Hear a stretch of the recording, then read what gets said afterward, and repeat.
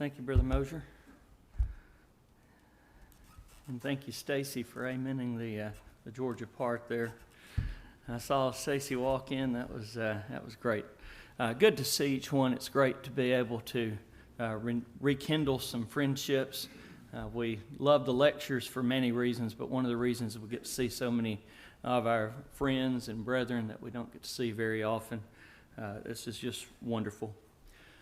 In the book, the lecture begins with about 4 or 5 pages of word studies. I would encourage you to get the book. We're not going to spend time this morning on looking at those words, but if you do have the book, what you can do is you can look at what we are going to be covering, and it will reference the words that were in the introduction.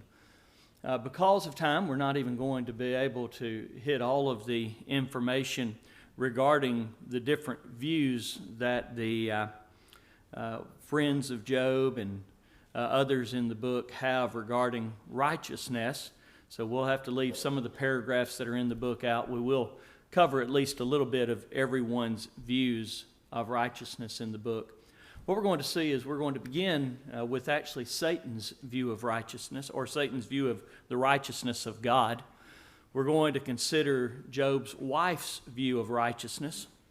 Then we're going to consider Eliphaz, Bildad, and Zophar's views one by one. Then we will put those together and see how those 3 friends viewed righteousness. And then we'll look at Job's view of righteousness. And then we shall consider Elihu's view of righteousness. Now, something that all of those have in common is none of them are God, which means that all of them are going to be wrong in at least some ways regarding righteousness. So we will talk about the failure of finite perspectives. And then we'll notice in our last thought God's view of righteousness.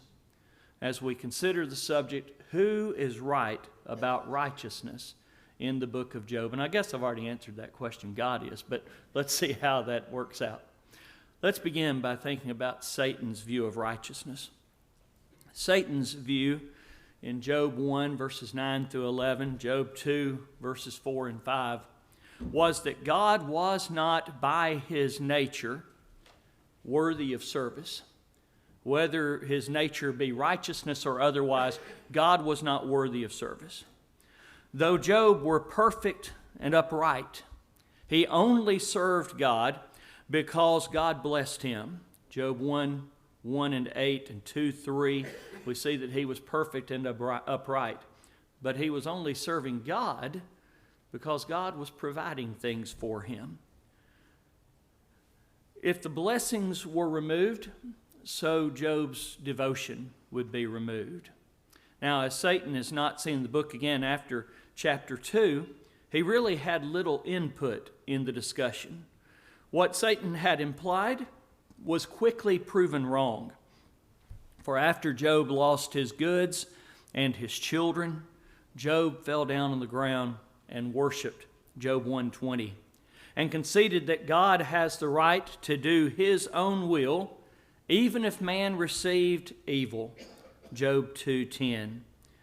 Job wrongly, and we'll return to this thought a number of times, believed that he was suffering because of God. Satan's view, very simply, was that God was not worthy of such service. What about Job's wife?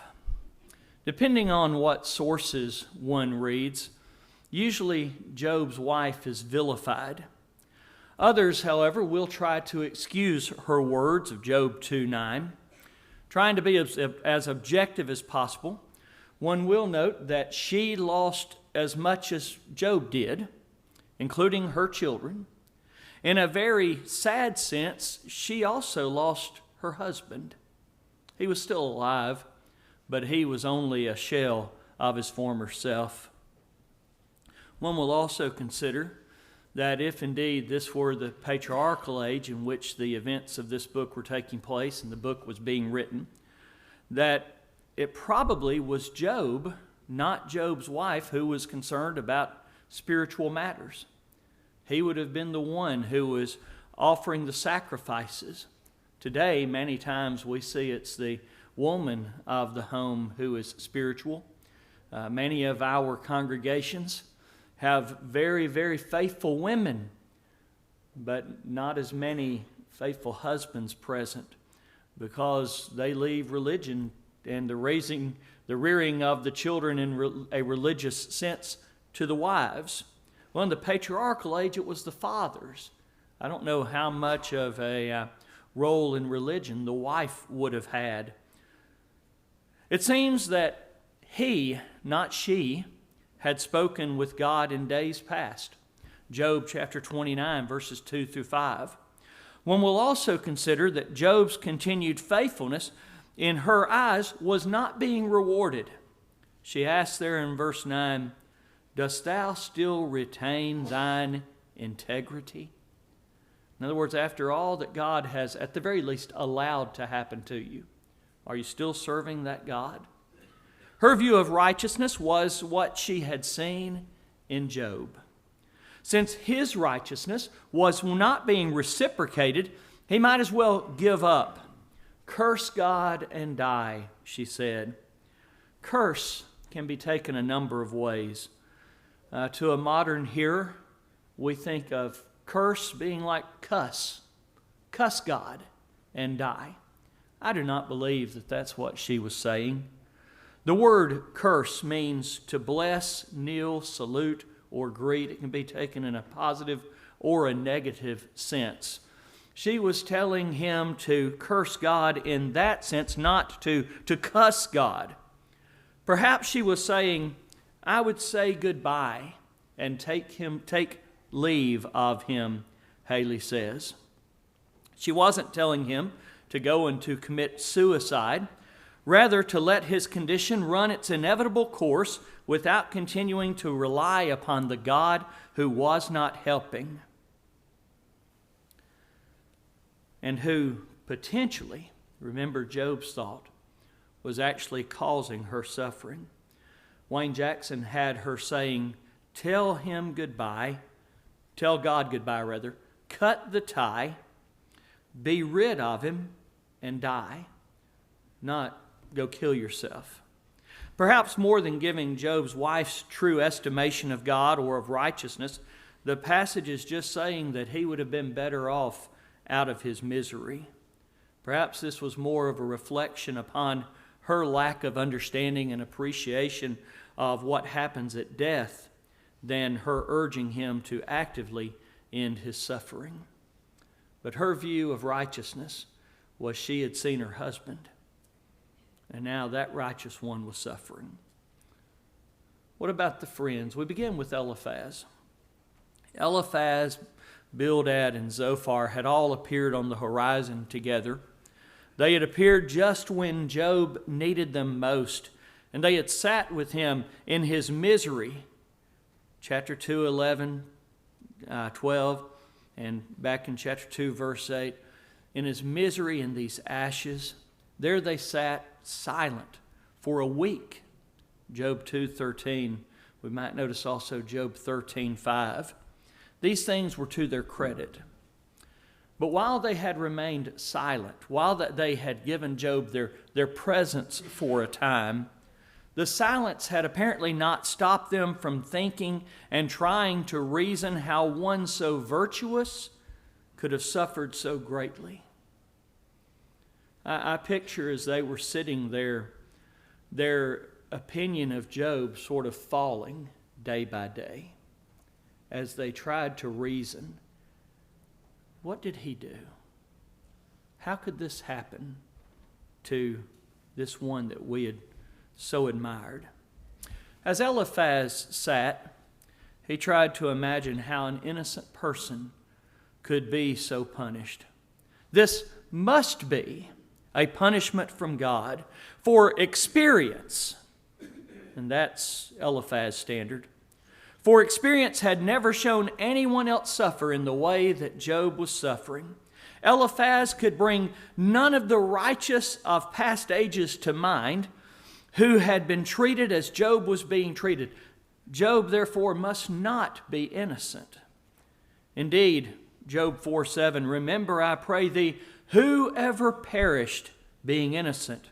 Or where were the righteous cut off? The problem with Eliphaz's reasoning was its source. His reasoning came from his own ignorance. Eliphaz's version of arguing from ignorance, argumentium ad ignorantium, proof by failure to find a counterexample, happens when someone supposes that a general statement is true just because he cannot find a counterexample to it, Harnadeck said. This, according to Geisler, assumes something should be believed until it is shown to be false. One who uses this fallacy says, accept this because you can't prove it isn't true. One cannot help but wonder if everyone Eliphaz saw suffering was deemed a sinner to some degree. One might also think about how similar Eliphaz's reasoning was to some of the disciples' reasoning. John 9:2, who sinned? Almost certainly one will think, though, of one or more counterexamples to what Eliphaz was saying. Abel, the Levite's concubine, Uriah, Tamar, Stephen, and especially Jesus suffered being innocent. In a second speech, Eliphaz would ask, what is man that he should be clean, and he which is born of a woman that he should be righteous?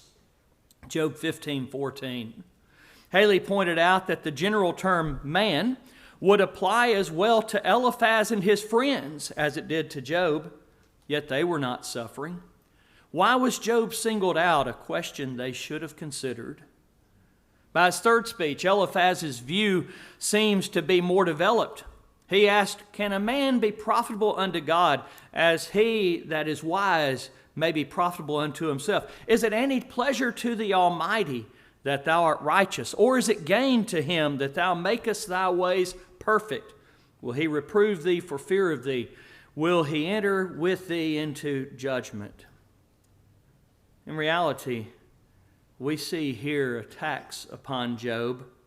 It's doubtful that Eliphaz felt that he was dirty and iniquitous or unprofitable and unpleasurable to God. He's aiming this really at Job, even though he's using terms that are relatively innocuous. Eliphaz even ostensibly held out hope for Job. For even if Job were to repent, Eliphaz said, the Almighty shall be thy defense, Job 22:25, and he shall hear thee, Job 22:27, and he shall deliver the island of the innocent, and it is delivered by the pureness of thine hands, verse 30. These things are quite interesting, considering they come from a God who puts no trust in his wicked creation, neither is profited by nor pleased by them. In reality, Eliphaz was wrong. Man is created upright, Ecclesiastes 7:29. God puts his trust in man, 2 Corinthians 4:7, Matthew 28:19 and 20, Mark 16:15 and 16. In fact, God is pleased by man, Psalm 147:11, 149:4, 35:27. The child who brings a parent a wilted dandelion has monetarily profited the parent nothing. However, the pleasure of the parent is immense, and it may be argued that there is a metaphysical profit there, even if there is not a physical profit. God wants ones who will serve him and do so because of their love for him and respect for who he is. Eliphaz couldn't appreciate that. Certainly Eliphaz thought that he was okay. He encouraged Job to mark the old way which wicked men have trodden, Job 22:15, with its punishments. Of such a way and its negative reward, Eliphaz said, the righteous see it and are glad, and the innocent laugh them to scorn. What a wonderful statement to reveal probably Eliphaz's own thoughts. Job, look at the wicked, and when you see them suffering, laugh. Is that what Eliphaz was doing? Is he not revealing his own heart there? Well, let's turn to Bildad. Like Eliphaz, he thought that if Job were righteous, Job would not be suffering. So, in fact, he would actually be being blessed in his righteousness. So Job must not be righteous. But he said in Job 8:6, if thou wert pure and upright, surely now he would awake for thee. It's interesting that Bildad views God the same way that Elijah viewed Baal. Maybe that God will wake up for you. Maybe you just need to cry out louder. Well, for Bildad, all you've got to do, Job, is you've got to be righteous, pure. God will awake for you and make the habitation of thy righteousness prosperous. Wayne Jackson said Bildad's argument, based upon an unsound generalization, is that righteousness equals prosperity, and correspondingly, a lack of prosperity equals a lack of righteousness. Job had lost his prosperity. A commentary upon his character. The surely there gives the idea that Job's righteousness would force God's hands and his blessings. Smith noted that this case of Bildad is perilously close to the theology of Satan. Such a theology can be basically selfish and promote a religion of works rather than of grace and faith. Rightly, Bildad argued, behold, God will not cast away a perfect man, neither will he help the evildoers. Job 8:20, Psalm 37:24, Psalm 94:14. Really, though, Bildad seems to be arguing that God would not allow a perfect man to suffer in this life. That's a very Eliphaz-like attitude, Job 4:7. Wayne Jackson found it interesting that Bildad's estimation of Job was the exact opposite of Jehovah's assessment of the patriarch, perfect and upright. His argument was based on insufficient evidence. What of Zophar? Pardon me. The last of the friends to speak was Zophar. Zophar, as Bildad had done, really came out swinging. Zophar's first words were, should not the multitude of words be answered, and should a man full of talk be justified? Job 11:2. Far be it from Zophar to allow this fool, as Haley had Zophar thinking of Job, this fool Job to speak blasphemy unchallenged. Yet again, words are put into Job's mouth as Zophar asserts, for thou hast said, my doctrine is pure, and I am clean in thine eyes. Job had claimed innocence. Job 10:7, 23:10, 31:6, and that he had done rightly. Job 42:7. However, this was a false charge. Job had never maintained that he was perfect, Albert Barnes said. Rather, according to Jameson, Job had maintained his sincerity against his friend's suspicions, not faultlessness. But Zophar thought that here he was trying to say, trying to say that he was the very model of righteousness. So what of these three friends and their view of righteousness? Eliphaz, Bildad, and Zophar ultimately gave up. Inspiration says in Job 32:1, so these three men ceased to answer Job because he was righteous in his own eyes. In their own estimation, in their own eyes, Job was righteous in his. Well, that's an interesting thought. While summarizing his thoughts, Job was wicked and was suffering because of summarizing their thoughts. Job was wicked and was suffering because of his wickedness. While his suffering was more of a reflection upon Job's sin than God's righteousness was evident in the just punishment. After all, were not Job's wickedness great and his iniquities infinite? Job 22:5. Well, let's turn to Job. What of him? Job, when these friends had come up over the horizon, had only wanted pity. Job 6:14. He had not asked for anything to be done to supply his lack. Job 6:22. Or to revenge his loss. Job 6:23. But what he had received was Eliphaz's insinuations and insults. Seemingly sarcastically, he was speaking now in Job 6:25. He said, "How forcible are right words, but what doth your arguing reprove?" Job is not conceding that Eliphaz's words were right, but that they were presumed by Eliphaz to be right. Now, right words do have strength, but words wrongly spoken as if they were right and set forth as right are actually painful. Job 16:2-4, 21:34, 13:5-7, Proverbs 12:18, Proverbs 18:21.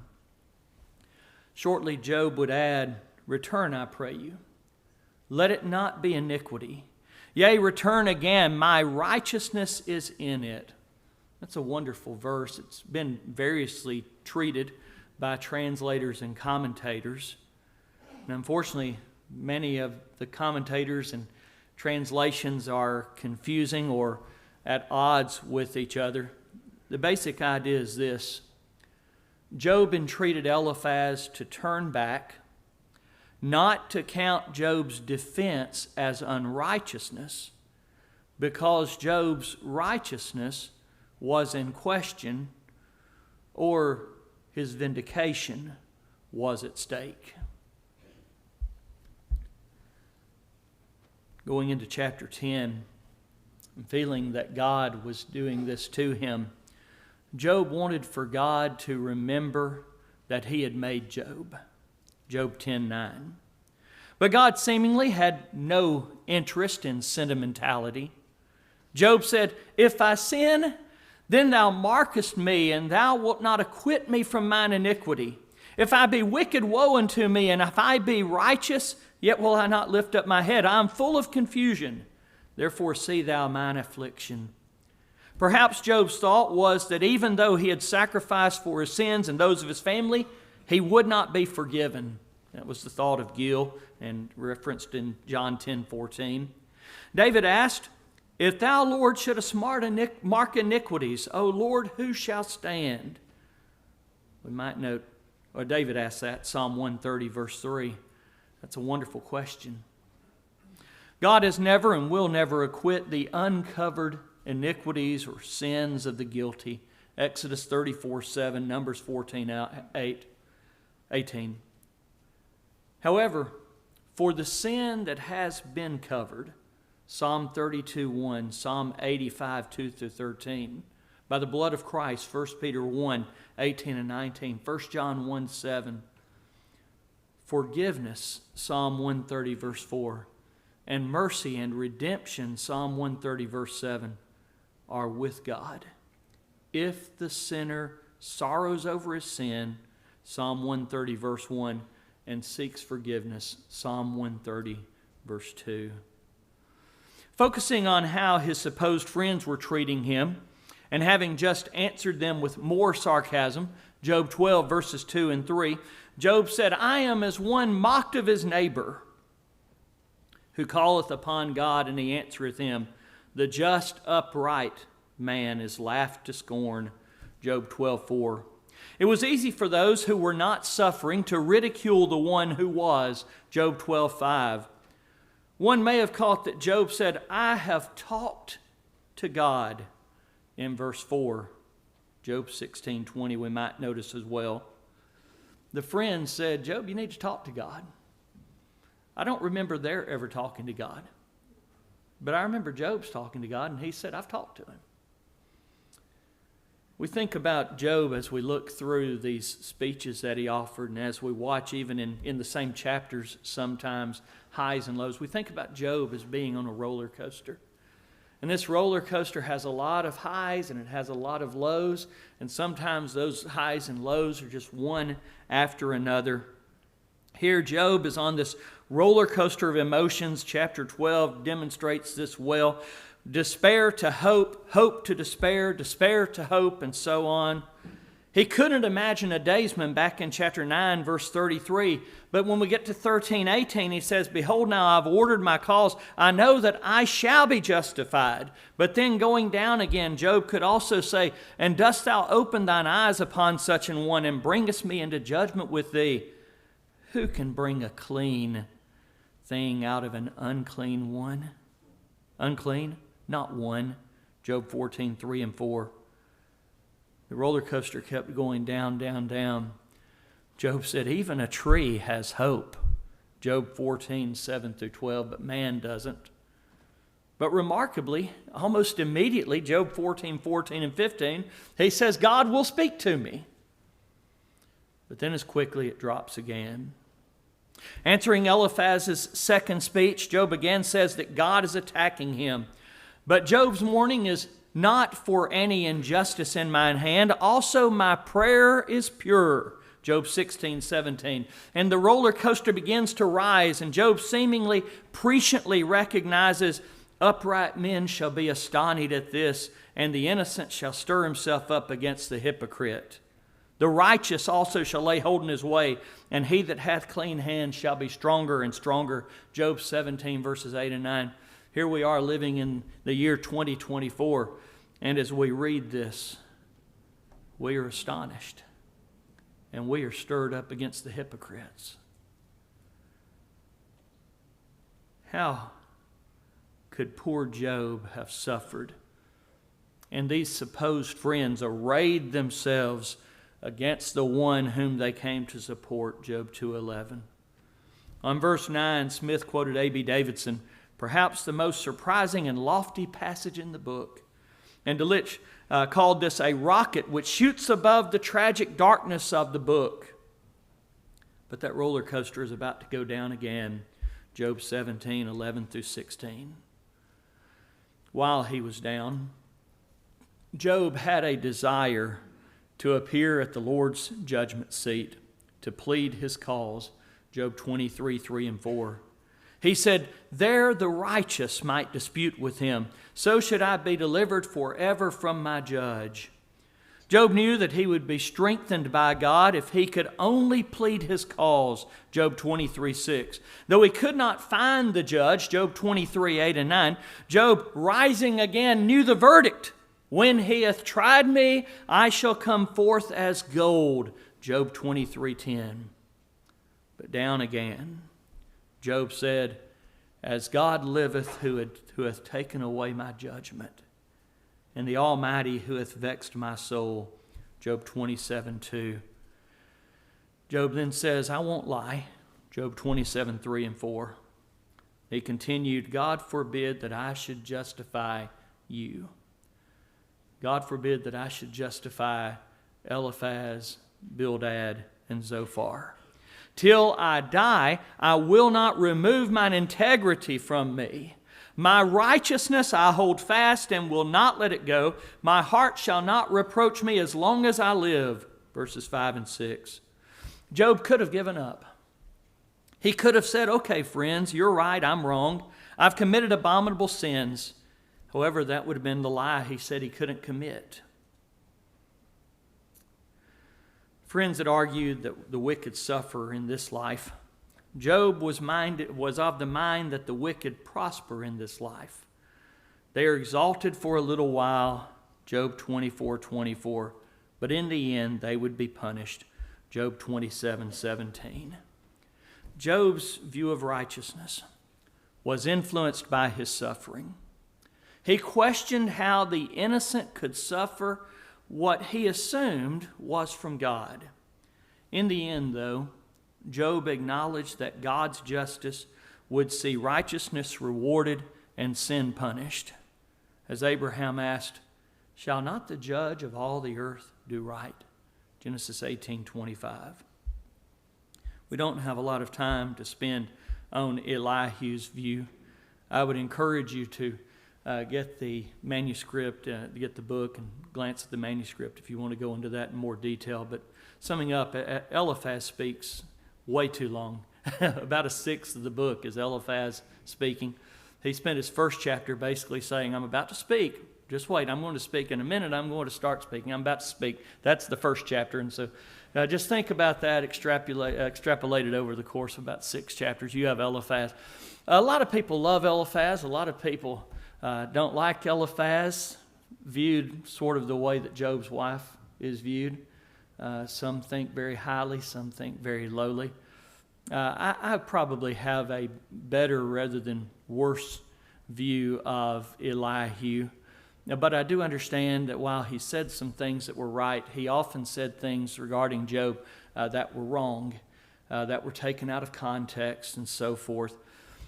To his credit, and I forget, it's in the book, but one of the commentators said that the friends said that Job was suffering because he was sinning, but Elihu believed that he was sinning because of his suffering. In other words, his sin was actually the reaction to what God was doing to him. God's trying to give him patience and so forth. Elihu's view of righteousness was that God is righteous and that wickedness is punished in this life. Job had been righteous, but in his response to the suffering he had endured, he had sinned. Now let's consider quickly the failure of finite perspectives. We talked about each of the ways that these ones that we've introduced viewed righteousness, and especially with reference to the righteousness of God or the righteousness of Job. And we said that all of them were wrong. Indeed, how could they have been right? How could they have had full knowledge? None of them had read the book of Job.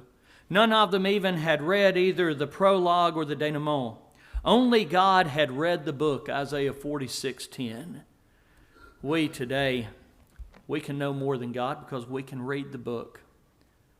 But even if only this much, so said, the reader knows from the prologue, though, that Job is suffering not because of any wrong he has committed.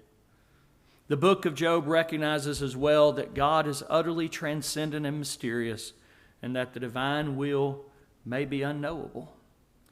Well, it would be unknowable had God not revealed it to us. 1 Corinthians 2, 9 through 12. Let's notice in the last few minutes we have God's view. Finally, God spoke. He did not speak to support the accusations of the friends. He did not speak even to nod at what Elihu had said. He did not speak to answer Job's questions of why he was suffering. He did not even speak to defend himself and properly cast blame upon Satan. God spoke to make sure that men knew that he was God and that God alone is God. He asked Job 40 verse 8, wilt thou also disannul my judgment? Wilt thou condemn me that thou mayest be righteous? At the very least, Job had said some things which bordered on blasphemy. When man elevates himself, he diminishes God. Job had done this to an extent, though his aim was not to diminish God as some desire. It must be remembered that Job spoke out of pain and sorrow and ignorance and frustration. Ultimately, it was not Job, but it was the friends who were put on the proverbial hot seat as they were told that they had sinned, Job 42, 7 and 8. The friends only evilly surmised Job's sinfulness, and they only thought that they knew God's will. If one would speak to God, he should know what God would have him to say first. Ultimately, what did God say regarding righteousness? Let's go back to Job 1:1. Job 1:1 comes at the beginning of the narrative, but Job 1:1 does not date to the beginning of the narrative. This verse was written after the events of the book had happened. Accordingly, this may be taken as God's estimation of Job as much after his trouble as before it began. Remember that God said, there was a man in the land of Uz whose name was Job. And that man was perfect and upright, and one that feared God and eschewed evil. What is God's view of righteousness in the book of Job? Righteousness must be done. But even one who were imperfect and who had sins could be considered perfect and upright. What can we gather from righteousness in this great book?